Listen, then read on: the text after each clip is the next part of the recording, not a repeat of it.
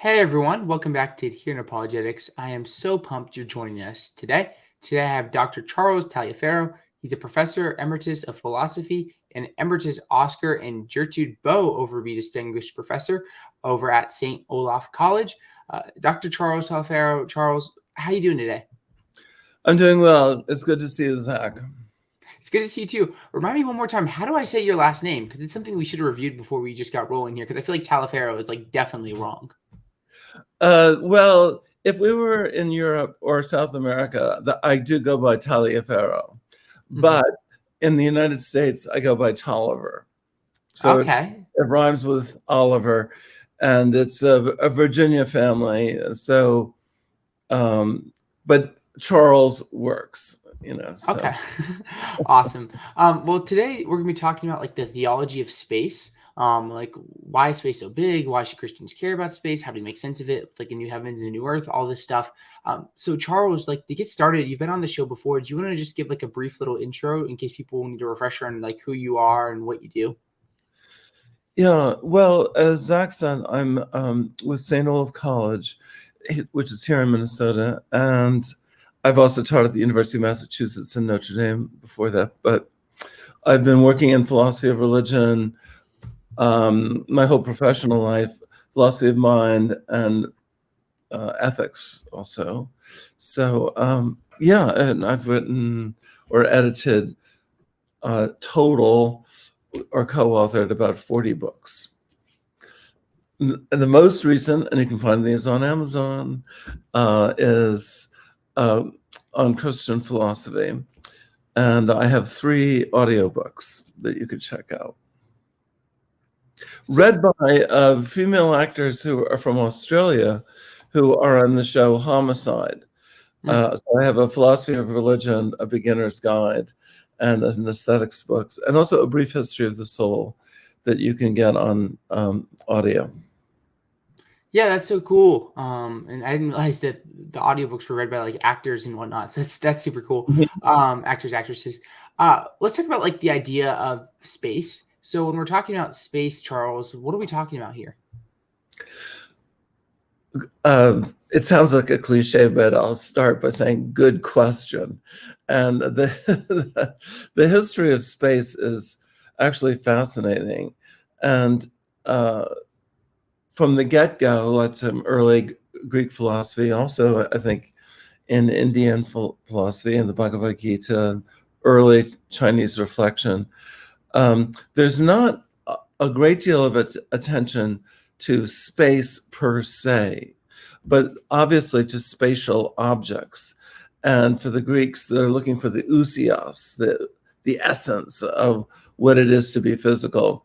And it's been speculated that actually this early Greek thought, which took place in what's modern day Turkey, but there was Greek colonies, was due to a crisis in trade about minerals. And so they wanted to, what is the basic factor of physical spatial objects? Could there be just one thing? And that almost anticipates subatomic particles, particle physics that does posit, this almost, like violent, but extraordinary, electricity that produces what we encounter.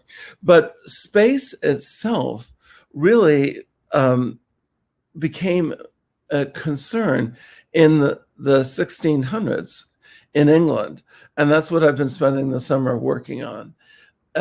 This is the age of Isaac Newton. Interestingly enough, Newton, a household name, but he was very influenced by a theologian, Henry Moore, a Christian Anglican philosopher, theologian, who was very concerned about the omnipresence of God. Where is God? And traditionally, Christians from the medievals on have understood God to be present everywhere in terms of power. God is present in Virginia and in Pennsylvania and Europe and here by virtue of sustaining all these places in Alpha Centauri's all objects are created and conserved in existence by an omniscient God. So God knows you, where you are, knows where everything, as it were, is. And also, some of these early thinkers thought of God's presence as also manifested in terms of God's moral properties, of the loving creator and redeemer of the cosmos. But Moore was disturbed by where is God? Is God more here than there, or is there more God in on an island than in a room? And what he came to posit was that space itself exists. And it's odd, but really, there are hints of it in Plato, but and we now commonly think about outer space, and we think of spatial objects, but we rarely think of space as itself being a thing. And so what happened in the 1600s is that people started thinking about space as a substantial container in which there are spatial objects. And this had a religious dimension for Moore, as well as Isaac Newton and Samuel Clarke, whereas they started to think of space as an attribute of God. They weren't pantheists. They didn't believe that God is, identical with the cosmos, but that space, and here we're not talking about, again, spatial objects, but space as the container in which there are spatial objects as a kind of shadow or reflection or attribute of the divine. So on this view, we actually are literally moving in, not in God's essence, God's self, but in an emanation or a reflection of God. And I'm very deeply attracted to this. Let me just say a little bit more about space itself. People were led to believe in space on the grounds that, I'll give one example. When you say that there are two hands, my hands are touching, we say that there's no space in between our hands. Now, let's look at ourselves in the moon, 230,000 miles, whatever it is, from here. And if there's no space between us and the moon, we're actually touching the moon. So what is between us and the moon? Space. And space, according to Newton and Moore and Clarke, gives us a way of understanding motion. And this, of course, becomes heavily edited under Einstein and theory of general and special relativity and so on. But actually, the theories of relativity and the like are compatible with space being the container in which you have what Einstein would refer to as space-time, largely based on functional definitions of having to do with the speed of light and so on. But just one more run-on sentence. The competing view at the time of Newton in the 1600s was called the relational theory of space. And that was that space doesn't really exist. It's an abstract object. It's an entia rationis. It's a thing of reason. But spatial objects exist. So this was associated with Leibniz, a Christian philosopher, but he thought that there's spatial objects, but no space. Newton and others and more thought that actually you wouldn't have spatial objects without there being some place or container or place where these objects would be. One way to get at this mentally is what would exist if you took away the spatial objects around you, the Earth, our solar system, the galaxy, everything but my glasses, what would exist? Well, the glasses would still exist. Now, when we take away the glasses, what would there be? Well, on the absolute view of space, there would still be space.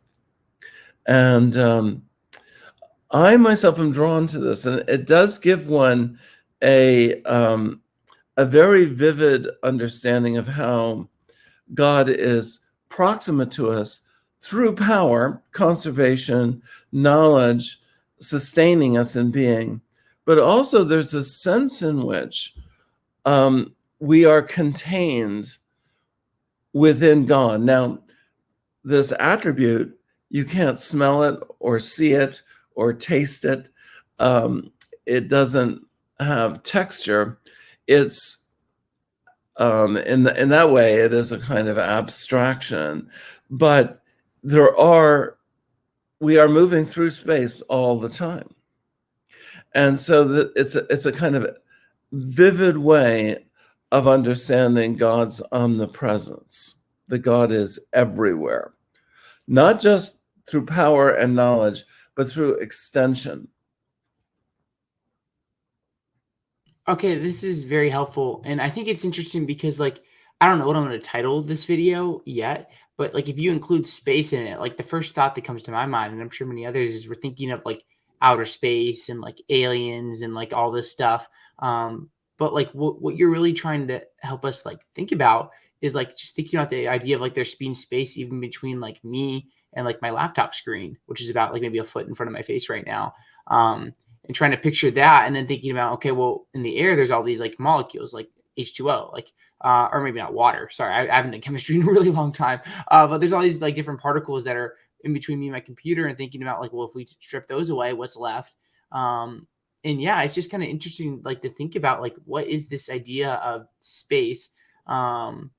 And like in like the absolutist view, which it seems like you kind of are leaning towards, Charles, you're kind of saying like there is this like real like space that's like in between, say, me and my laptop screen right now, that is like devoid of like particles and everything like that, and in some sense that's gonna like I don't want to say reflect, but like emulate like the presence of like the omnipresence of God. Is that kind of the big picture of what we're getting at right now? That's correct.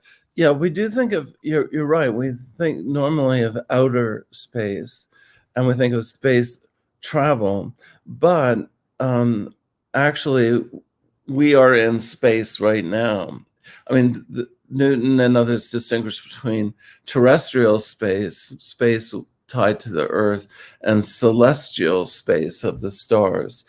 And I must say that the pet peeve for me is I'm not really keen on the word astronaut. This is really strange, but astronaut actually I think should be, the word astronaut comes from the word astro, which means star, and naut is from nautilus, meaning sailing. So an astronaut is actually should be translated, I think, as a star sailor. And so the astronaut sails among the stars and in space, but we are actually in space. You're doing a space walk right now when you get up from your chair. That's a spacewalk. And the ubiquity of space as a boundless container is something that we can conceive of as a reflection of the divine, not as God self, as in there's more oxygen in this room than there is in the city of Minneapolis. That's not sort of, God is not doesn't have a height, weight, and width, except perhaps in a moral sense. God is peerless or without boundaries in terms of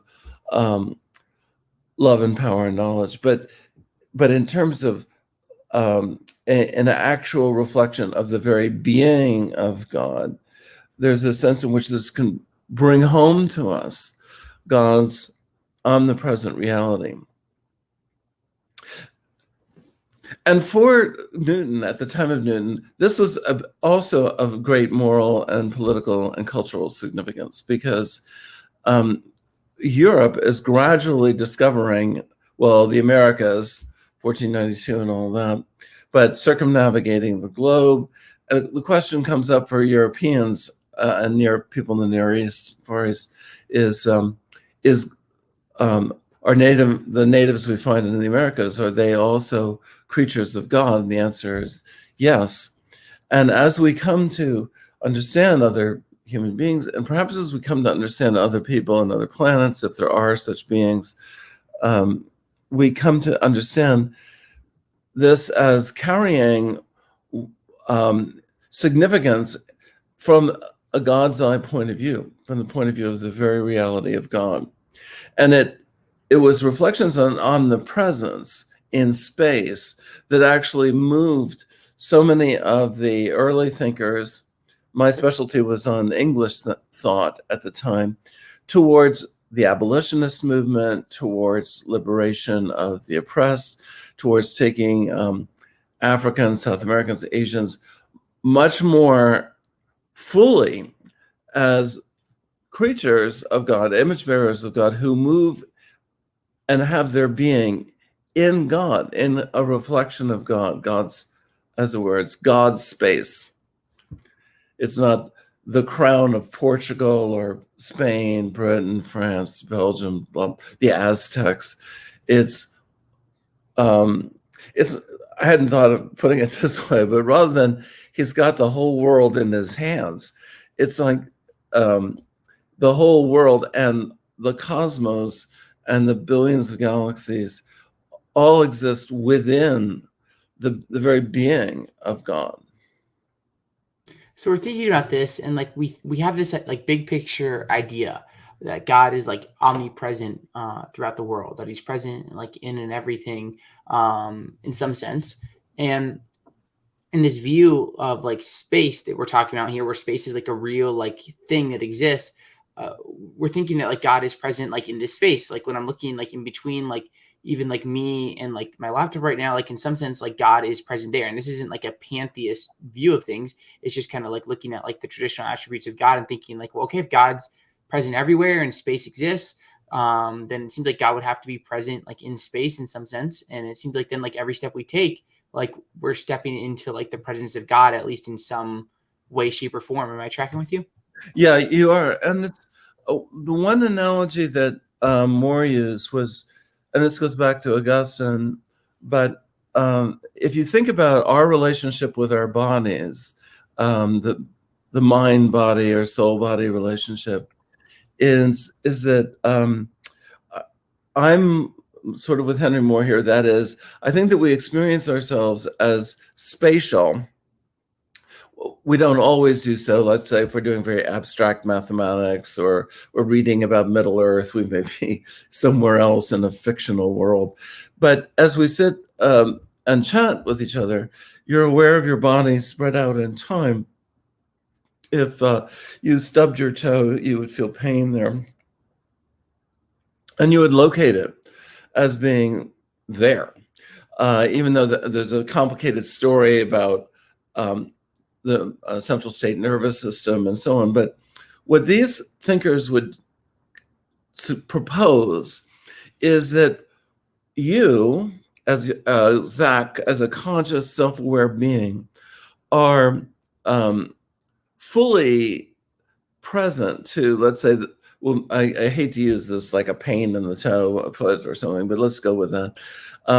But not the whole of you is present there.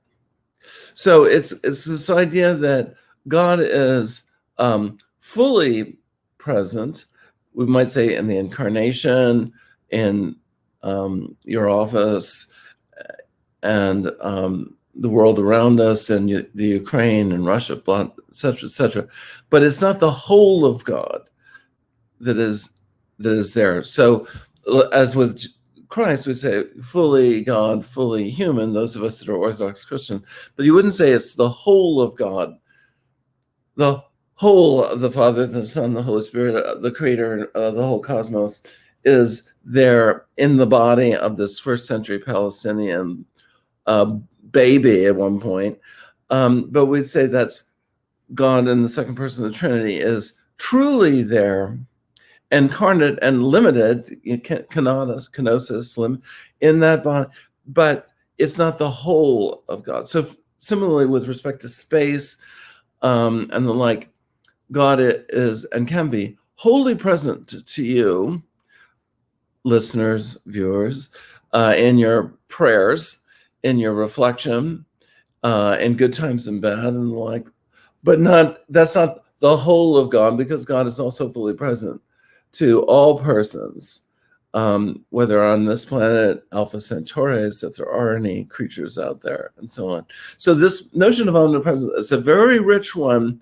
It's got a very stern particularity to it, kind of on a moral point of view. God knows your dirty little secrets.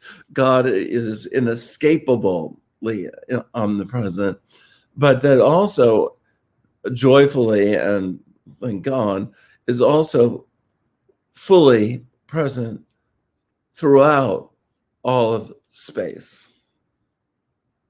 So it's like that we can have this idea of God being fully present, but again, like because of like our doctrine of like omnipresence, like this isn't like a pantheist view of things. So that's very helpful. Here's a question, Charles, that I'm wondering about. Like if we think about space, space is very big. Even like thinking about like the distance between like me and my computer screen right now, I'm just thinking like there's so much space going on. There's so many different like molecules or atoms or whatnot, like floating maybe even between me and my computer screen right now. Hopefully the chemistry is right there. I'm not a chemist by any means. But then we stretch it out to a much like grander scale and we think about the whole universe, and it's just like, dang, like this is so big. How do we make sense of like all this space from a Christian perspective? Oh, that's a great question. I think there's one counterpoint to pose, and that was by a book that a contemporary of C.S. Lewis's, he wrote, called "Your God is Too Small." And this is the problem we get to if we think of God as owned by, a tribe or just a peoples or a person, and like, no, God is much bigger, to use a spatial metaphor, than we could ask for or imagine. So on the one hand, I think what needs to stretch is our concept of, as it were, I won't say the size of God, but I will say the dimensionality of God. And I'm also a believer, not exactly in the multiverse, as that's discussed in contemporary theoretical physics, but I don't accept the unity of space.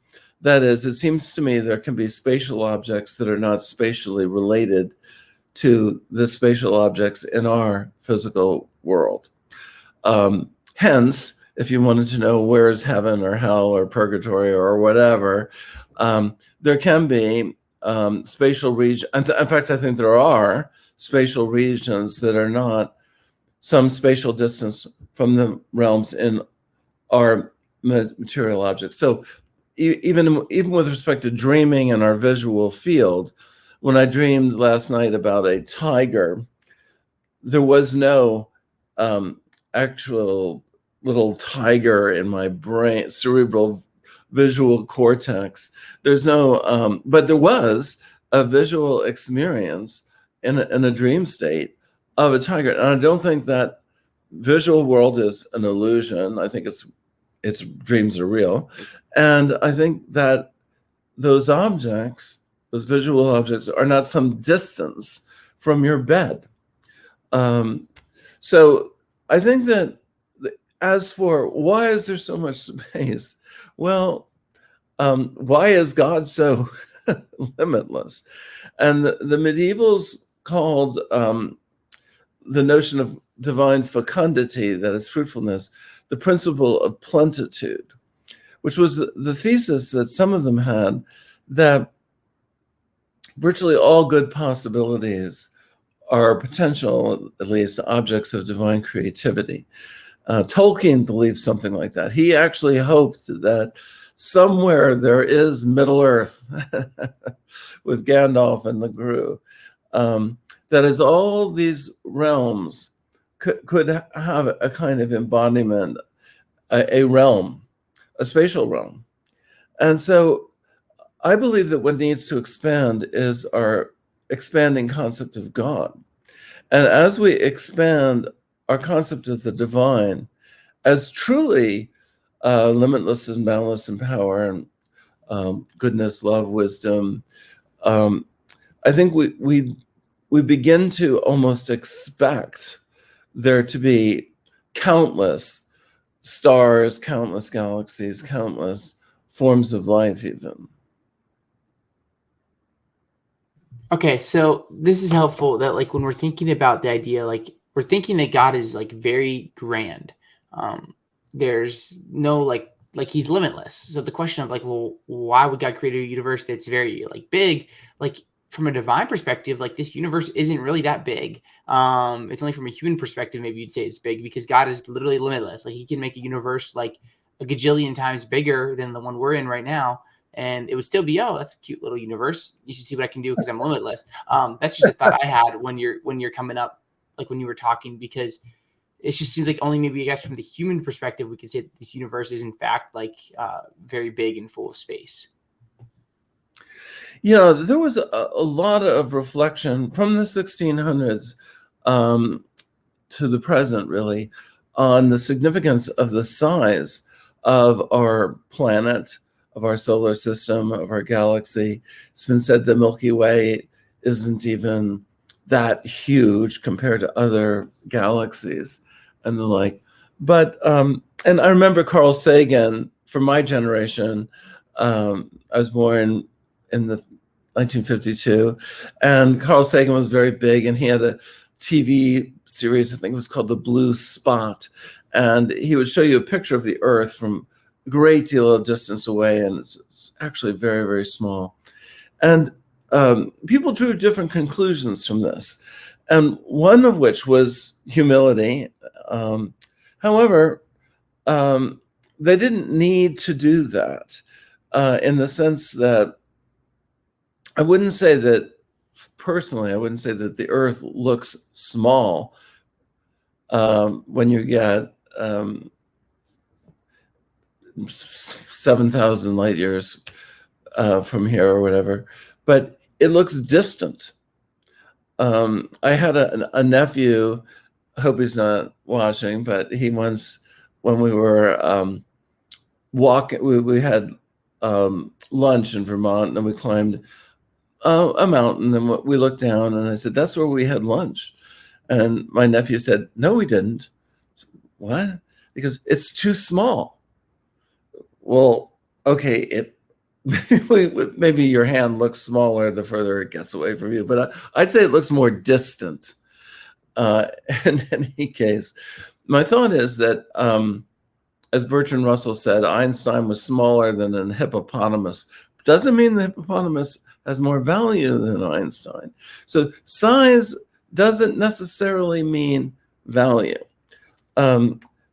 However, I do think when we contemplate the fecundity, the limitless power of God and God's limitless goodness, we open ourselves to accept and delight in a creation that is similarly uncountably many quarks and the like that we find increasingly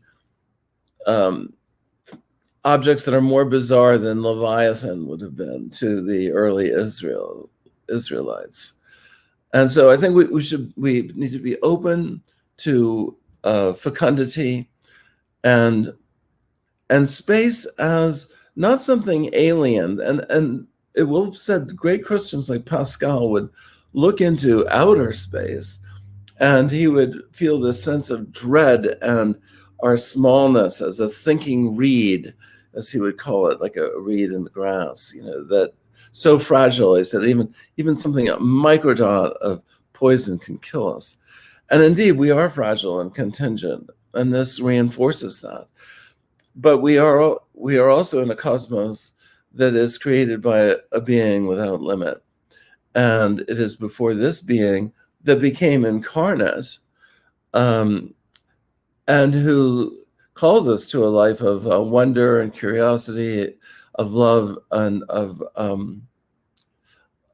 seeking to abide in goodness, and to purge ourselves from sin and evil. So here's the thing I've been thinking about, Charles. One thing you brought up earlier is that maybe there's like spatial regions that are like disconnected to like our own realm of reality. We think about like us and the Milky Way and like universe and so on.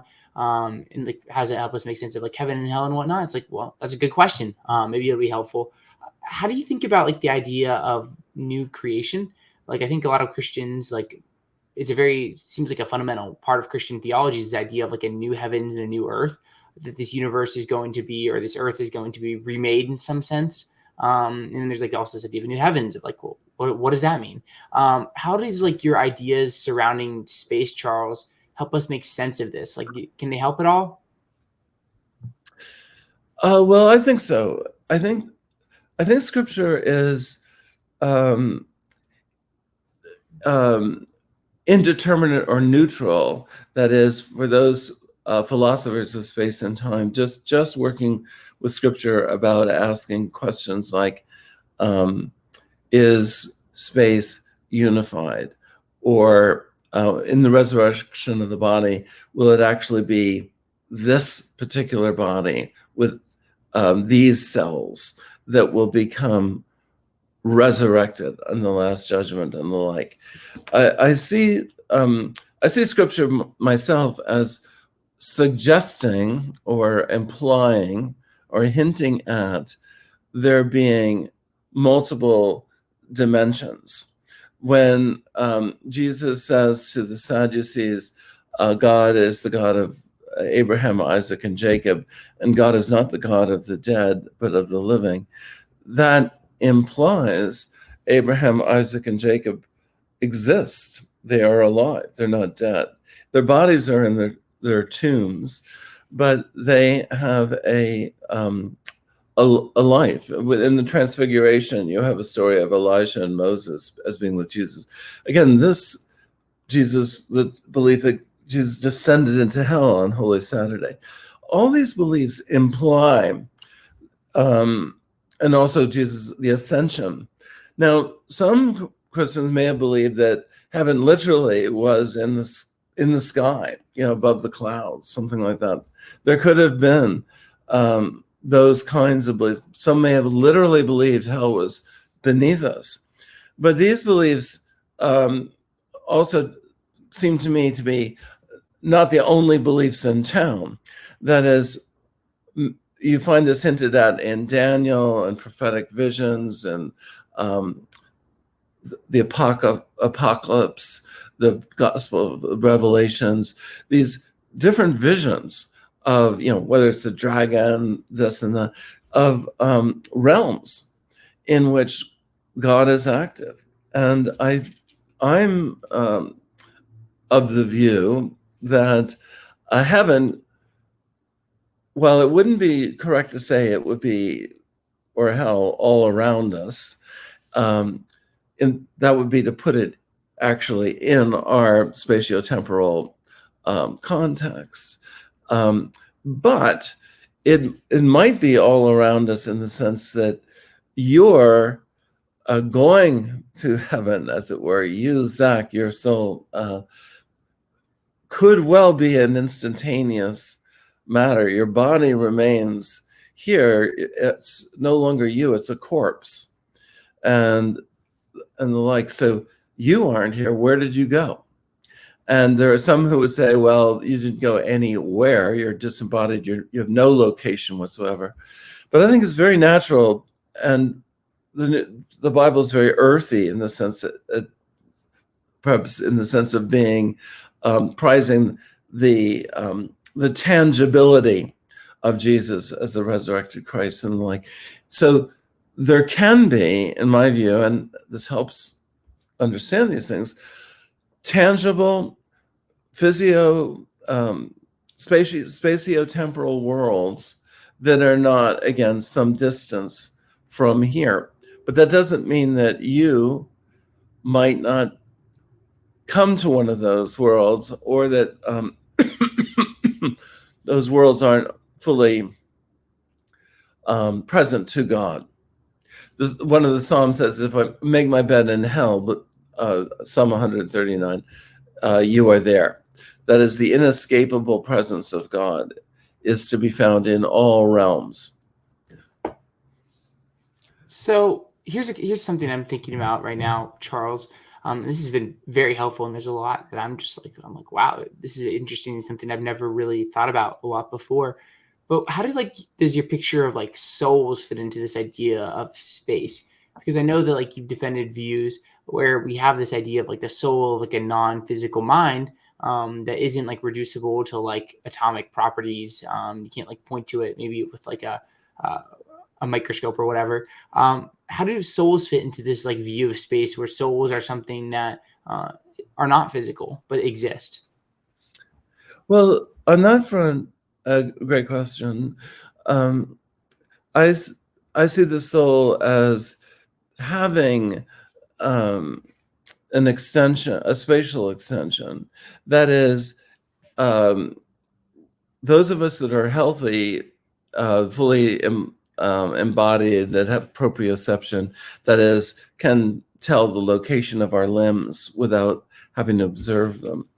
In a sense, you are there. I'm looking at you. You're fully functioning, and as a unity, a soul body or embodied soul unity. However, on the view that I accept, which goes back to Augustine and Origen and Clement, I think it goes back to St. Paul and the writers of the New Testament. The soul is more than the body, more than molecules and the like. So that when your body dies at the point of biological annihilation or at least decay, that's no longer you. If you are an animalist, as some Christians have been or are today, they are Christian materialists, and they would say that's still you. Peter Van den Wagen at Notre Dame, a Christian materialist, would say something like that. And but for myself as a traditional Christian, I would say no. That is. Well, Peter Van den Wagen said, I fear that someday I will be rotting flesh.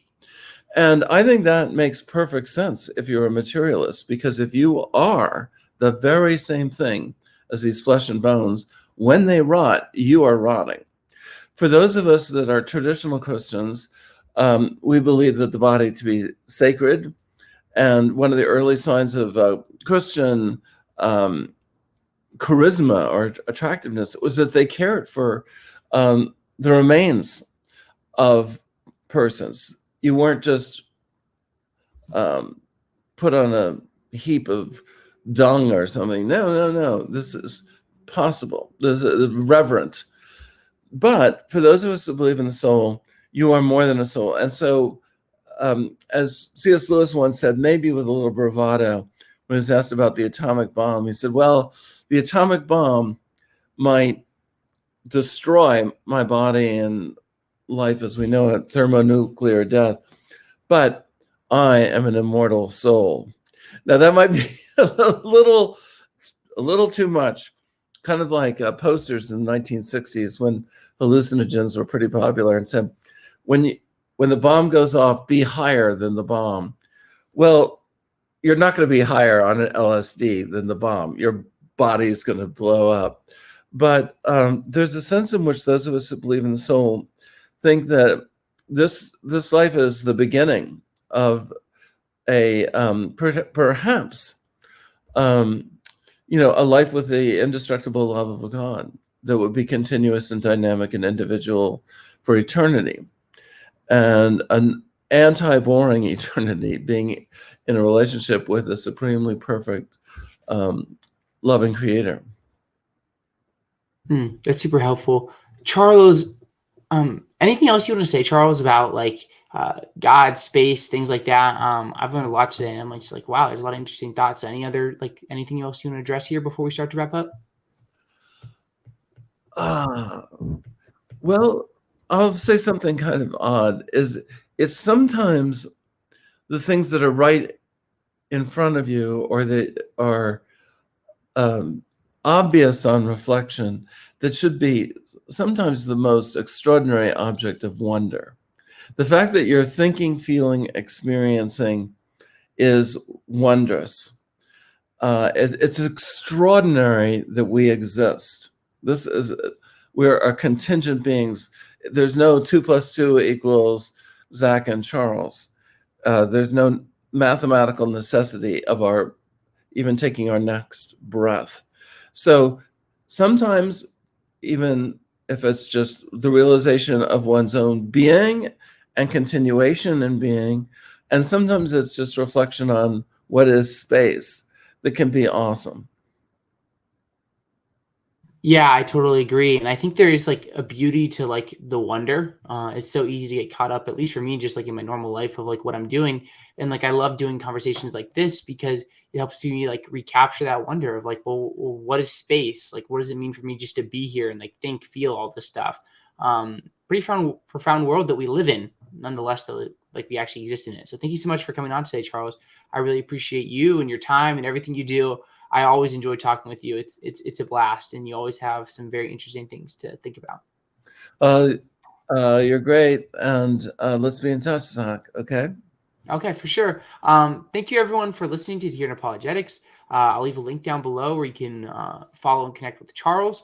And that's that. If you value what we do, please consider becoming a patron. You can do that at patreon.com/Here in Apologetics. You can support for as little as $1 a month, and that support would be huge. But one last time, Charles, thank you so much for coming on. I really appreciate you and your time. As we wrap up, like any like projects or things you're working on in the future that people can look forward to? I'm struggling with an entry on mind and consciousness for the St. Andrews Encyclopedia of Theology. That's a free and online encyclopedia.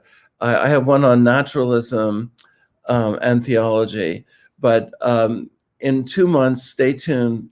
St. Andrews Encyclopedia of Theology, Mind and Consciousness. Stay tuned. Yeah, that's so cool. I encourage people to check that out. And Charles, one last time, thank you so much for coming on. It's been an absolute pleasure to have you back on the show. Okay, thank you, Zach. Take care. Yeah, have a good one, everyone, and God bless. We'll catch you later. Okay.